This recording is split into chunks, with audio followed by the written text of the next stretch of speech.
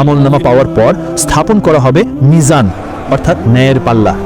এটি কোনো সাধারণ পাল্লা নয়।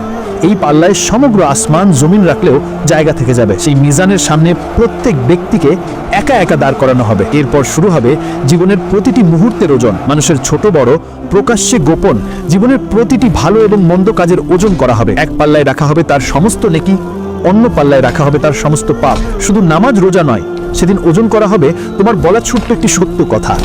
ওজন করা হবে বিপদে থাকা একজন মানুষকে দেখে তোমার এগিয়ে যাওয়া। ওজন করা হবে বাবা মায়ের সাথে তোমার বলা একটি নরম কথা। এমনকি একটি বিড়ালকে দেওয়া এক টুকরো রুটিও সেদিন তোমার নেকির পাল্লাকে ভারী করে তুলতে পারে। আবার অন্য পাল্লায় ওজন করা হবে তোমার বলা ছোট্ট একটি মিথ্যে কথা।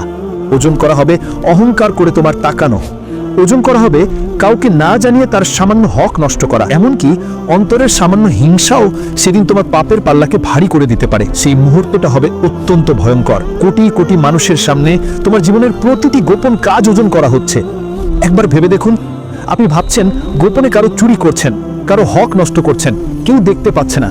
রোজা অবস্থায় গোপনে পানি পান করছেন, আপনি ভাবছেন কেউ দেখতে পাচ্ছে না। কিন্তু সেদিন সব ধরা পড়বে, সব ওজন করা হবে। ভয়ে লজ্জায় অন্তর কাঁপতে থাকবে। যখন পাল্লা নড়চড়া করবে তখন সবার নিঃশ্বাস বন্ধ হয়ে যাবে। अल्लाह जो इस वीडियो को शेयर करे उसकी जिंदगी इबादत और मोहब्बत से रोशन कर दे।